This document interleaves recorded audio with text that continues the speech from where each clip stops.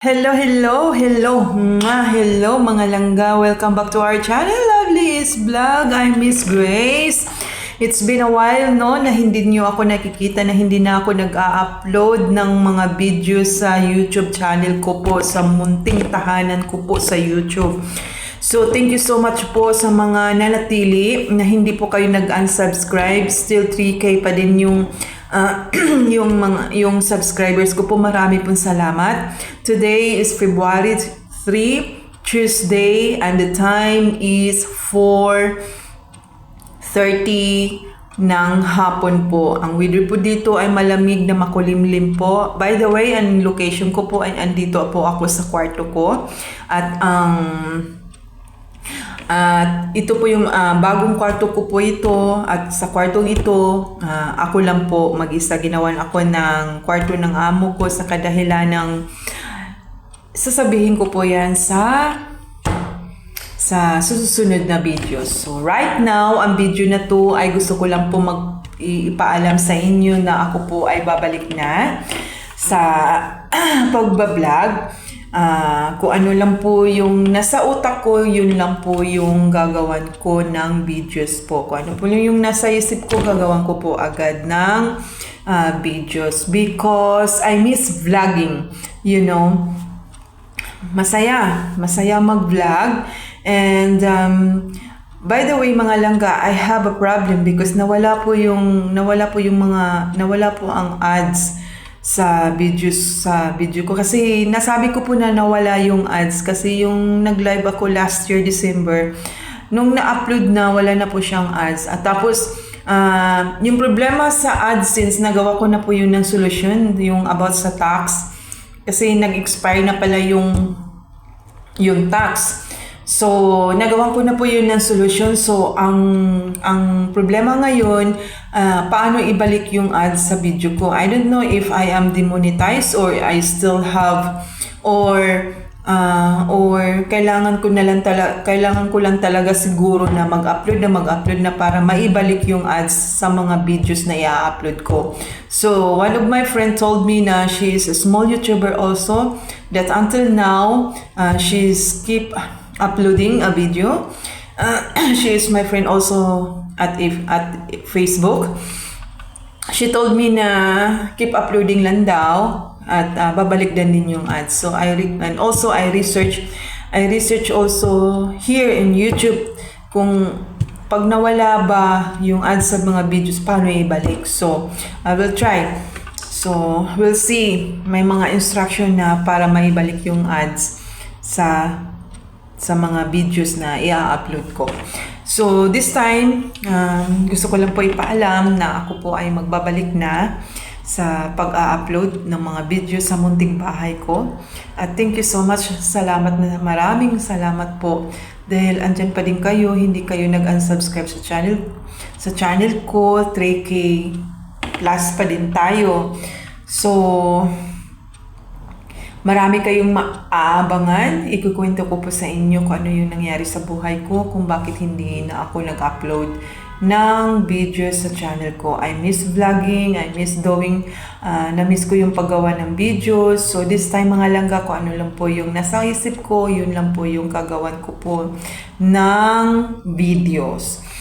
So, today, gusto ko lang po i-share sa inyo, may i-share lang po ako sa inyo, at gusto ko po hingin ng opinion ninyo dahil dito sa trabaho ko, dito sa bahay ng amo ko.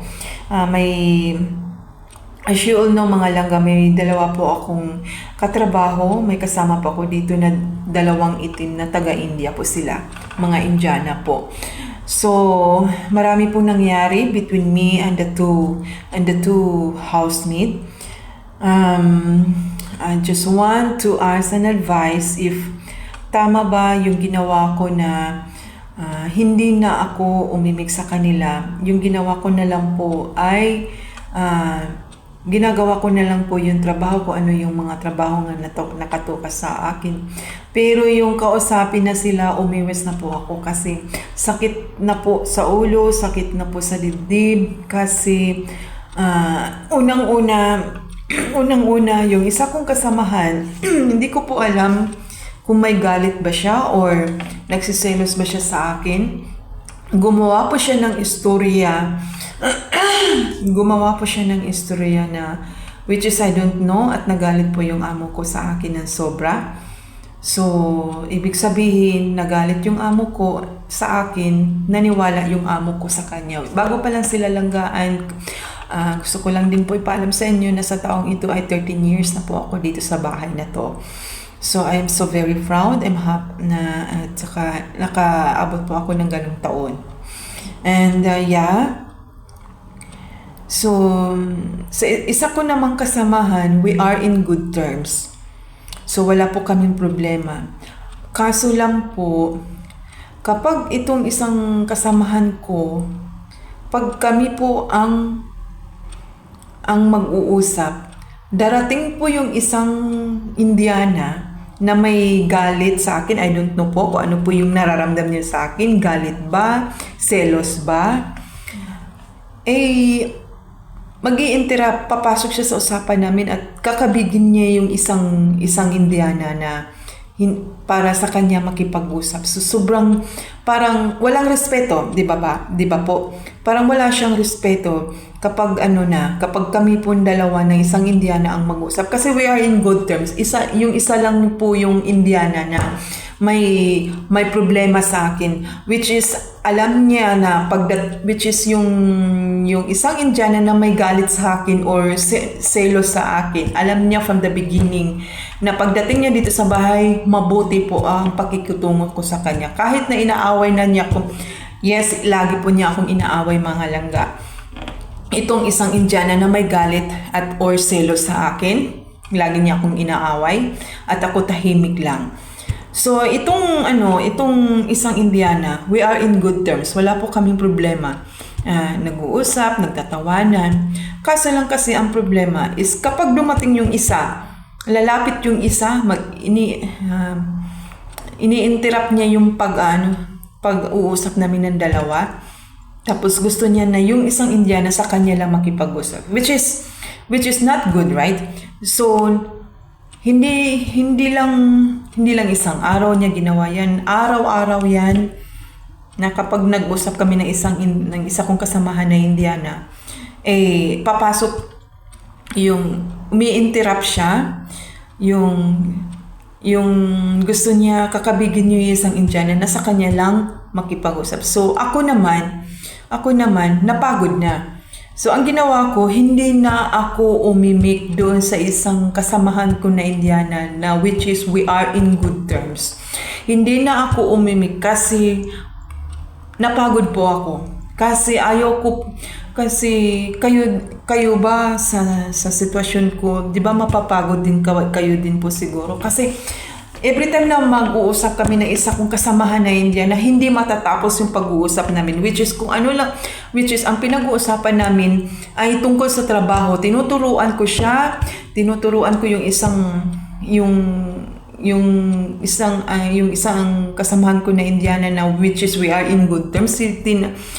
Tinuturuan ko siya yung mga dapat niyang gawin kasi although she's more than 2 years na here sa bahay ni amo, tinuturuan ko pa din siya, ginagabayan ko siya, sinasabihan ko siya kung ano yung mga dapat niyang gawin, sinasabihan ko siya yung mga hindi niya dapat gawin. Which is, tuwing mag-uusap kami, hindi matatapos kasi umi-interrupt nga yung isang Indiana na may galit sa akin. So, nagdesisyon po ako mga langga.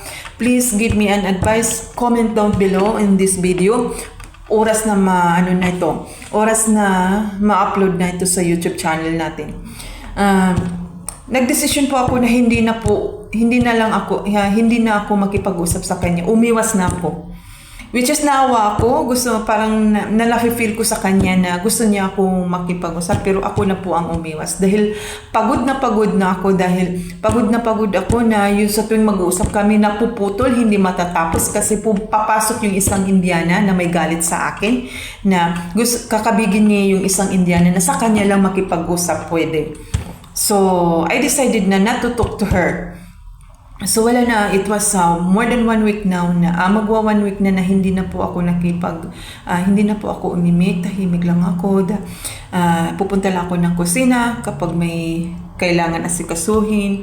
Tapos tahimik lang ako na ginagawa ko yung mga trabaho na para sa akin, mga langga.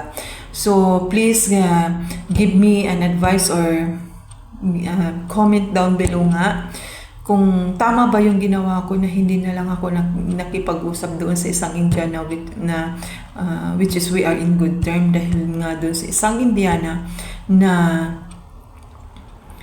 may galit sa akin or may selos sa akin. I don't know what she felt to me, which is I don't care naman po kasi alam niya na from the beginning sobrang mabuti ko po sa kanya. Kahit na inaaway ako niya, kahit na nagalit na yung amo ko po sa akin, sobrang galit na galit yung amo ko po sa akin dahil sa hindi ko po alam kung ano yung sinabi niya sa amo ko, yung isang Indiana na may galit po sa akin. Hindi ako nag-isip na mag-revenge sa kanya dahil alam ko po na may Diyos, na may Panginoon na nakatingin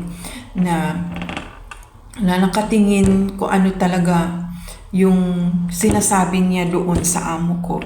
Hindi ako nag-isip na yung gagantihan siya. Mabuti pa din tahimik lang ako dito sa bahay na to. Although there's a time na naiiyak ako mga langga kasi sobrang sakit. First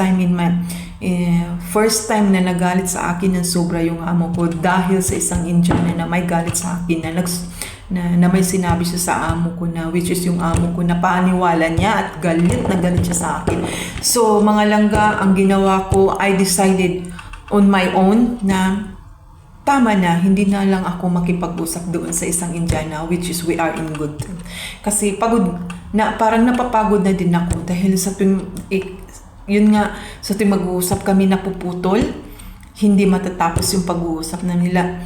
Kasi darating yung isa at kakabigin niya yung isa para sa kanya lang makipag-usap. So, I don't know. Correct me if I'm wrong mga langga. Comment down below kung tama ba yung ginawa ko na umiwas na lang.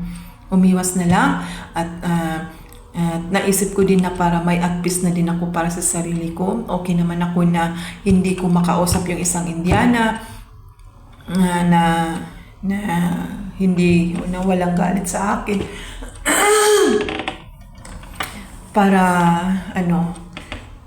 Kasi napagod na ako, kaya ako na lang ang umiwas, hindi na ako umimik, magwa 1 week na hindi na ako umimik sa kanya, yung isang Indiana na which is we are in good terms. So please give me an advice na tama ba yung ginawa ko na umiwas na lang ako para ayoko ng gulo na din. At saka alam ng amo ko from the beginning na tahimik lang ako na tao. Ginagawa ko lang ng tahimik yung trabaho na nakatuka sa akin dito sa bahay ng Alanga. So masakit sa akin yung ginawa ko na hindi pag-imik sa isang Indiana na which is we are in good terms. Pero napagod na din ako kasi nafe-feel ko na yung isang Indiana na may galit sa akin. Gusto niya na sa kanya lang yung isang Indiana makipag-usap, huwag sa akin. So I decided na wala pong nagsabi sa akin na umiwas na lang. Ako po mismo ang nag-decide na umiwas na lang at hindi na umimik. Walang imikan, hindi talaga ako umimik mga langga, which is na-feel ko na gusto niya akong lapitan, gusto niya akong kausapin. Pero umiwas na po ako mga langga. So yun po yung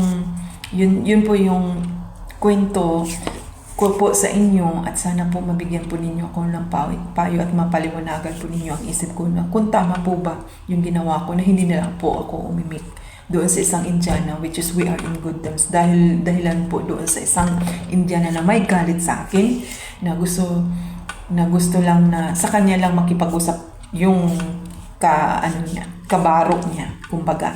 So yun mga langga, comment down below kung ano po yung masasabi ninyo po tungkol sa ikinuwento ko po sa inyo. So maraming salamat po at tatanawin ko po ng utang na loob ko ano po yung masasabi ninyo tungkol sa ikinuwento ko po sa inyo. Bye, love you and see you on my next video.